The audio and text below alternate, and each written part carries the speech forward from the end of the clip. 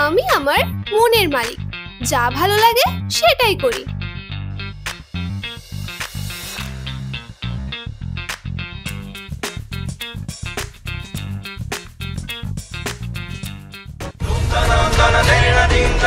এটা তুই কি করলি?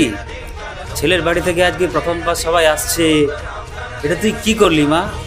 মান সম্মান আর কিছু রাখলি না। মেয়েটা তো বড় হয়ে গেল, কিন্তু এখনো ছেলেবেলাটা কাটাতে পারলো না। এখন বুঝতেও পারছি না কি করে কি হবে।